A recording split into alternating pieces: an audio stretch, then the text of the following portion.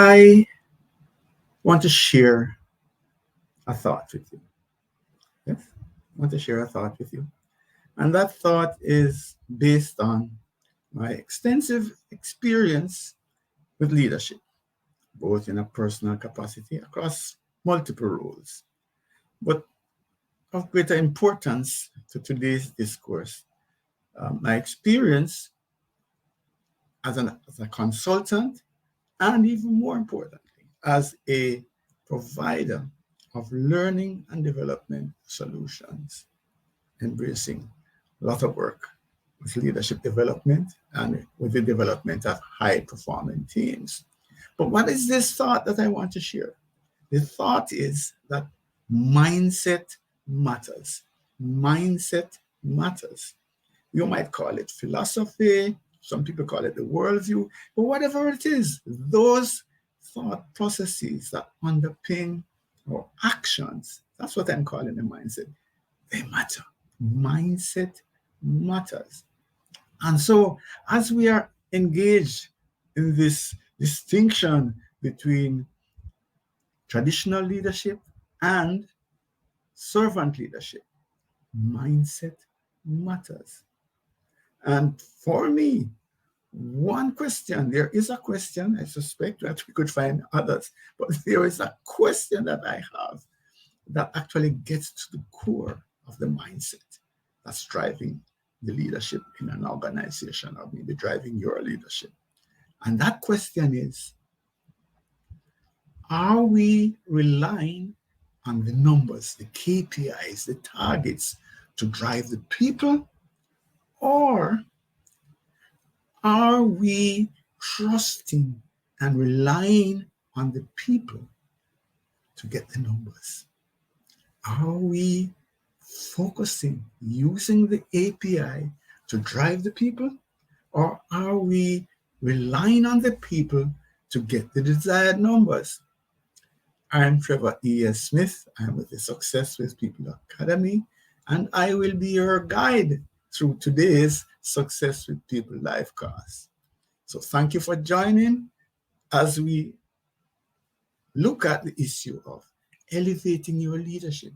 Last time, we actually looked at three distinctions between traditional leadership and servant leadership. We looked at micromanagement versus empowerment and trust. We looked at the whole issue of centralized decision-making versus collaboration. We looked at authoritarianism versus empowerment. Today, and by the way, sorry, let me share. If you go to the Success with People Academy's YouTube channel, you can in fact access not only last week's, but other live class. So if you go to YouTube / Success with People Academy 5735. So YouTube.com / Success with People Academy 5735. You can see some of these live casts right there. Okay, so let's move on. So today we want to examine 4 other transformative differences between the traditional leadership, however we want to define that, and servant leadership. We want to look at task orientation versus relationship orientation. We want to look at policy and a rule-based environment as against a listening and empathetic leadership approach. We want to look at short-term results as against investment in people. And we want to look at a show of strength versus gentle resistance. I love this one. It's my favorite. All right, so let's move forward. The task orientation versus relationship orientation. In traditional leadership, the primary focus tends to be on completion of the task. Yes, if you want to put up your hand, are you driven by KPIs? Do you have targets? You know, are we looking at the month end or the quarter? We have to deliver these results. So that's where it's at. You know, if you're going to keep your role as a leader, you have to deliver the results. And that's what it is. We have to focus then on using those targets to motivate, to drive people, to make sure that they understand that a failure to deliver, to meet these results, has consequences. That can also lead then to individuals being disengaged, and just really there's no collaboration because there it is, hit the numbers or else. On the other hand, the servant leadership approach is much more focused on connections, getting the team to understand each other, getting them to understand how together we can achieve so much more. So there's open communication, there's building of trust, and there is a focus on creating an environment in which people feel empowered, people feel able to achieve so much more. So let's look at some research findings. And by the way, this is it's a 30 minutes roughly. We're going to try and get out of here in that time as usual. But I have some challenges for you, and I really want you to sign up for this. If you're hearing me, there are 4 challenges that could make a difference in your life, and I just want to ask you to participate fully. Get engaged. So put down the stuff that you're doing now and just pay attention for a little bit. So just to say that I'm not blowing wind, here are some studies. This is a study that showed that high quality relationships between leaders and team members are associated with higher levels of employee engagement, which is a traditional problem, job satisfaction, and a commitment to the organization. So what we're saying here is that if we shift the thinking from a we they to a us, we have a winning solution. So the other thing would be, there's a study of analysis of 225 studies that shows that servant leadership is positively related to follower job satisfaction. In other words, if you're a servant leader, the people that you lead, your direct reports, are going to have greater level of satisfaction on the job. They're going to be more committed to the organization, and they're going to deliver higher levels of performance. So here's the challenge. Here's the challenge. I want you to make it a priority to connect with your team members on a personal level. Hear what I'm saying, on a personal level. Get to know your people. And I'm suggesting get to know all of your people. I know. So there are some of them, you have some people that you get along with better than. Let's work. Let's go out and work to get to understand some of the people. I'm not saying that have to be all over your house, but just connect. And here is a thought for me. And I've shared it. Sometimes I'm doing the coaching with leaders, and I'm just suggesting maybe you need to actually schedule it in your scheduler, put it in your scheduler, to accidentally meet up Mary or John in the walkway or by the by the coffee machine or whatever it is, so that you can have a casual conversation. Okay? I'm not being hypocritical. I'm not being dishonest. I'm just saying to you, plan to have some connection with people. That's not just talking about the numbers. Yeah? See if you can understand whether they like football, basketball, wherever, whatever, what is their interest, motorsport, knitting. Just see if you can get to understand them a little bit better. Yeah? So have that kind of relationship where we are people and not robots.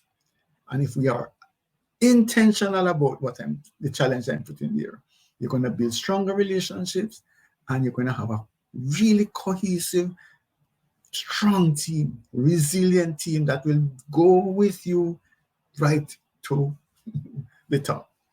All right? So that's a challenge. I'm saying, please take on these challenges. Set it up. Work intentionally on increasing your connection, your personal connection with your team. All right, let's move on. Policy. All right, so let me not even go through some of this. Let me talk to you a little bit about the 2 images that you see there. All right, so the top image is a rule-based discussion. So something has happened, and the supervisor is talking to his direct report, and it is about the rules. He's not listening really. He's just saying, this is it. This is the policy. This is what it is. Yes. I mean, I have no choice in the matter. This is what it is. And so that is how it is being received. The person is saying, what is this? You know, are people involved in this discourse here? Is there no room for understanding? That's what's happening with that face that says, okay, I'm going to give you a blankish stare because I don't understand the dialogue. The second um, image speaks to a servant leader who is saying, all right, let's discuss it. I understand. You know that there are challenges though, because this is what the rule says. But because of how we operate, because we are operating with people here, we understand nuances. And so it's not just A, B, C, as it says in the policy manual, but it can be, oh, I understand. Yeah, okay, so what we're going to do then is to make sure that this happens when we, the next time, and so on. So that's basically the fundamental difference between a rule-based enterprise and one that's able to listen, be empathetic, and be able to be flexible. And the value of that, when we provide psychological safety for our teams, they actually come in and provide additional support. They actually are committed. They actually feel as if they're owning what it is that they're about. Key, right? All right. So here are some studies again, right? Here's this study that shows that leaders who practice active listening and empathy are more likely to establish strong relationships with their teams, resulting in increased trust and higher levels of job satisfaction. I put out a tweet, not a tweet, a text that asked the question that if happy cows give more milk, could that thought have relevance in the work environment? If people are happier, if people feel more satisfied in their jobs, are they likely to be more productive? That's a question for you. The other study shows that employees who perceive their leaders as empathetic, yes, the second guy, are more likely to feel valued, motivated, and committed to their work, clearly. So here's your challenge now. As we're saying, we're going to give you homework this time. One is practice active listening, and you can Google and see what that is about. Basically, it is paying attention, eye contact, listening, sending back the signals. You've gone through communication 101, so you know what that is about, right? But also, believe you me, because it works for me and it works for many clients, I just have to suggest that this idea of the discerning model of communication and leadership, where we actually learn to identify behavioral styles, how people want to receive information and how people want to send information out. If we spend some time understanding that when we speak to John or Don in a particular way, we cannot get the best results if we speak to Susan in the same way. Definitely. And Carlton needs a lot more information than Ivan. It's so fundamental that it just makes sense. And so I'm just encouraging you again.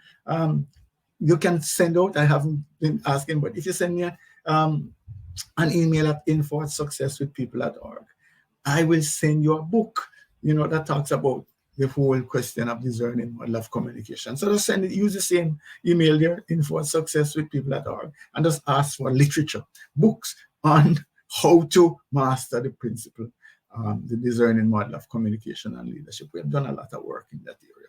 All right, so the other point is to make it a point of duty to regularly check in with your team members. And again, it's not just about the numbers, it's not just about the work, but just find out what's going on. If you can just have a little rap with your team, I tell you, it's going to make a difference. So again, set it up on your to-do list if you need to do that. All right? So your homework. So far, what you're going to do, you're going to try and connect with everybody at a sort of deeper personal level. When I say deeper, all right, don't get scared, but at least try to get some understanding of basic things that they are interested in. so that you can build some trust. And the next one is similarly, check in regularly and learn to talk to them in the language that they prefer. So, okay. All right. So the third of our four distinctions between traditional leadership and servant leadership. If I'm breaking it down, go back to my original question at the start. Are we looking to the numbers, the KPIs, and those numbers to drive the people, or are we trusting the people to drive the numbers? That's the fundamental question today. All right, so here we go right now. We are there. We are short-term results, those quarterly numbers, those monthly numbers. Well, that is the overriding thing. If we don't get these numbers, all sorts of bad things will happen. And so that's what we use to drive the team. And so when we're looking at that, it comes across as if we're just numbers. Yes. And that, yeah, if you can use AI to replace me, that's fine, because I'm getting the numbers. And so that leads to a further level of disengagement. As we know now, the studies are saying that over 2/3 of members of staff are coming to work just going through the motions and really not committed, yeah, not highly engaged. And so it also can lead to burnout because people have to get the numbers. And so we can't sleep because we need to get the numbers. And of course, some people just say, I can't manage this. And so you lose your talent. You keep investing then in recruitment and talent acquisition. So that's the traditional approach. And I think basically this is not a unique scenario. This is widespread. What is the servant leadership alternative? It is to focus on the people.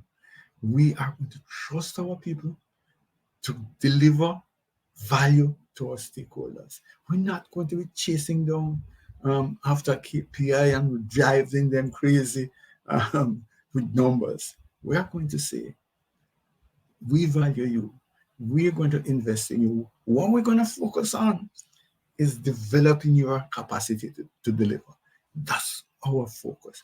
Our focus is to invest in people, develop their capacity, knowing that ultimately, if we can create an environment where people can grow, if we spend our time and effort developing the people, we're going to get the results that we want. We're going to get the results that we want. And we're going to have a competitive edge over those who are focused on these short-term gains. I don't know if you have read the books, but for me, one thing that stands out for me is that we're very excited about In Search of Excellence. Where we had these people that went in and bought these companies and quickly turned them out, turn it over, got good quarterly results. Then there was follow-up book. Well, not when I say a follow-up, but later on, there was Good to Great, where there was a longer term look at companies that over the long haul achieve results. To me, that's a standout. So we're looking at who's going to win the race in the long haul. Yes. And so that's a question that we have to look at. So I don't think that, the term servant leadership was used in the Good to Great thing, but that's the difference. The difference is that we can go in now and make some quick changes, cut some costs, do some things, drive some people to get results, and it looks good in the stock exchange. We actually get some good numbers for a while. But how long is that? How can we sustain that over the long run? Where the servant leadership approach comes in is that, okay, we're going to find the right people, we're going to work with them, we're going to make them feel empowered, we're going to create an environment for them to grow, and ultimately, because our capacity, our human relations capacity, is stronger than the competition, we're going to win.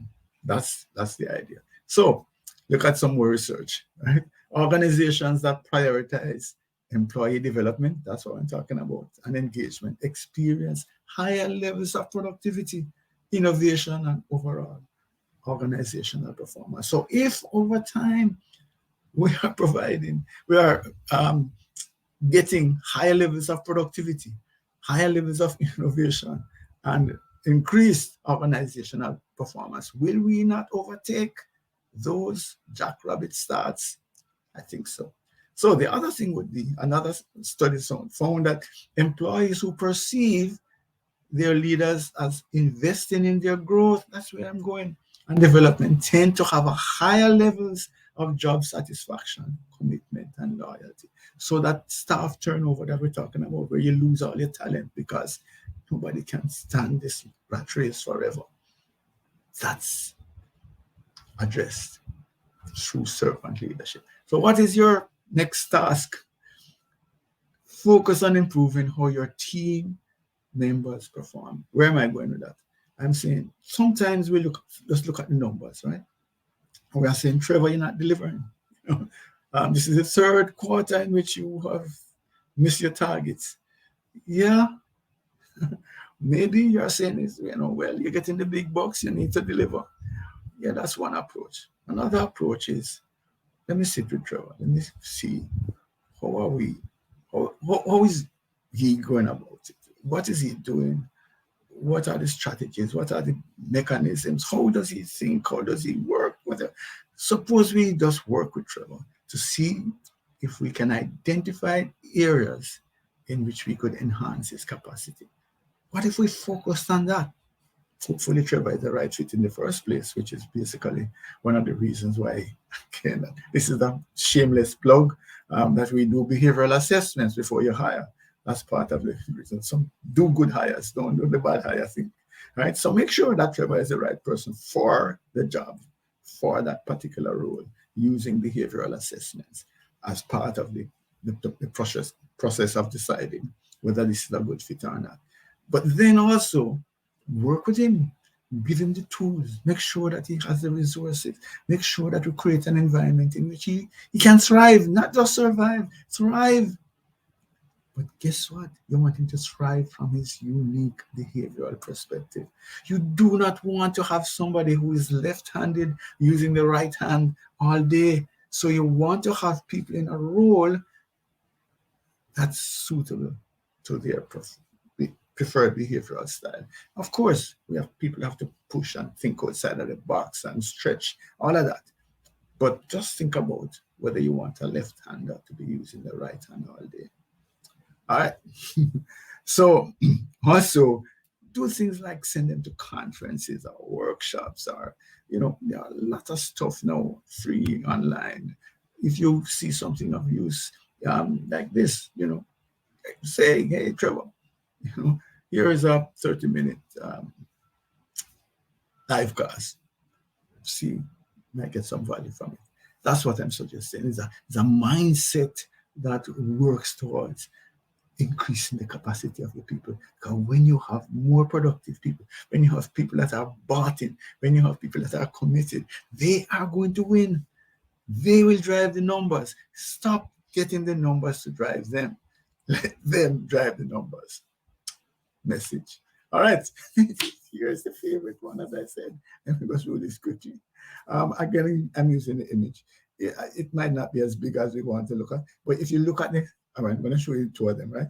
So look at the head position of the leader here, and look at the head position of the leader here. You see, one of them is engaged, looking at the people, sort of talking, and the other one is staring out in the blank. I am not. I'm untouchable. I'm untouchable. Don't touch this. Yeah. Whereas the persons are looking up at them. So that's part of the philosophy. The whole idea is that if you do surveys, you will find that the idea of a successful leader is somebody who is like dominant, who is strong. People want a strong leader. Yeah. If you think about when you go back to school, who are the teachers who homework that you do first? Those that you fear.